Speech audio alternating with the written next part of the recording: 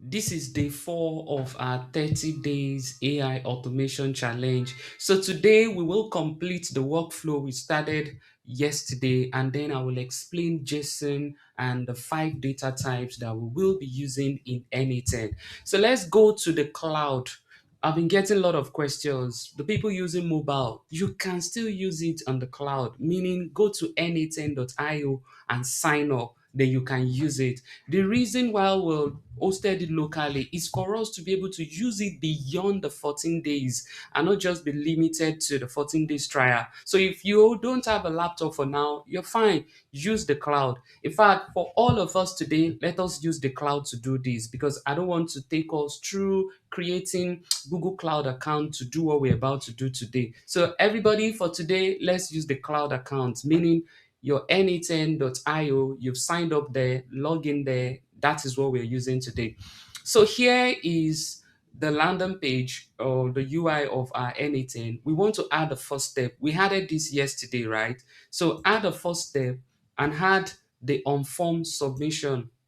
Okay, so add your form submission and you need to fill up this. So the thing we want to do today is we want to create an on form submission that will take data and then fill it inside a Google Sheet for us. So as we are filling the form, we want it to be transferred into a Google Sheet for us to just see how data moves from one node to another in n8n. So the same thing we created yesterday, I to save my time, I have it here. So just come in there. I gave the form title, salary data sets, then had the form elements, first name, the label to his first name, the element type is text. Had another element, last name, and then it is also text. Add the third one, email. The label this time around is email. The element type is email. If you don't choose email as the element type here, it won't be able to check and be sure that the person has supplied correct email. So we chose email here as the element type. We added another field, salary, and the element type is drop down. We want to use a drop down. So the people filling the form will just click on the drop down and it will show them the options. Then add two options. Option one, 0 to 800K. Option two, 800K plus. That's what I added here. And the last one, okay, I think that's fine. We don't even need to add one more. Or let's add one more form element and say message or instruction or anything. So I use message. Maybe we just want to type something there. And then the element type is also text. And that's all. So right now we have created the form. Okay, we've created a form. We did this yesterday. I'm just doing it again. We created a form and we can test the form. All right. If you want the form to start to work, you will click on execute step. So let me click on execute step. It will open up the form. Then I can just fill the form here. I'll fill the form here. And then the salary, because we said it should be a drop down, I choose this. Then I type something here. Then you submit. This is a form that we've created. We've submitted the form. So look at the node here now. This is the input I explained yesterday. This is the configuration, and this is the output. So what we filled in there has now been written here, and we can view it in schema, in table, in JSON. So we did this yesterday. So this is the first node here on form submission. So what do we want to do? We want whatever we fill in here to be stored in an Excel worksheet, in a Google worksheet, anywhere. But we are going to be using Google Sheets today. We want it to be stored in a Google Sheet. Maybe something should not happen at the end of the day to those information. So we want to add another node here, and we are adding sheets. I'll just put sheets here so that it can show me Microsoft Excel or Google Sheets. So I'm using Google Sheets, and we are appending or update role in a sheet. So I selected that. The information coming from the form submission is now our new input, and this is the configuration for the Google. So you can come in here and create a new credential so that you can add your own Google account to the n8n. So in case you want to do something with your Google, it will recognize it here.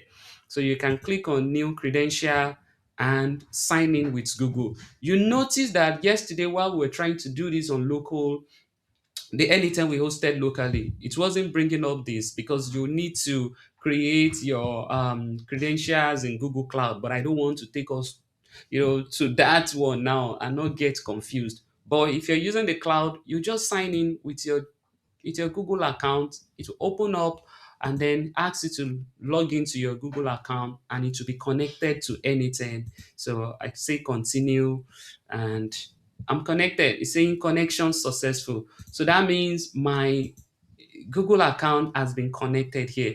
So next time I want to use it, I will see it here. I have two here because I did it before. So you have it there anytime you want to still connect to your Google account. But let's quickly go to Google Sheets. You can go to sheet.google.com on your mobile or your laptop to create a sheet. This one, I believe we should be able to do this, right? So create a simple Google Sheet. I gave it a name, n8n test. Then I put the headers as the information coming from my form. So I added first name, last name, email, salary, and message. What you need here is take note of the name you've given your sheet here. So I gave my n8n test. So if we come back here now, let's come back here and continue. Okay, I think it's here. Yeah. So here now we need to map this with the form, but you also need to choose the document you are adding the information to from your Google Sheet. So if you come to from list and click on this drop down, choose, it will list all the sheets you have in your Google Sheet. So this is the one I want to use, anything. So I have selected the sheets I want to connect it to.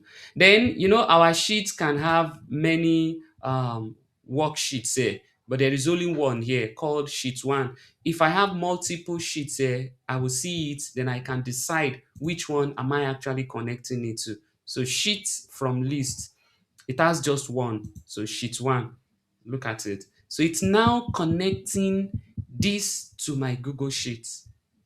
Then I can now begin to map what should go inside first name, last name, email, salary, and message here. See, after connecting it, I have this, and it's showing me values to send. It has brought up all the headers in my Google Sheet: first name, last name, email, salary, message. So what should go in here?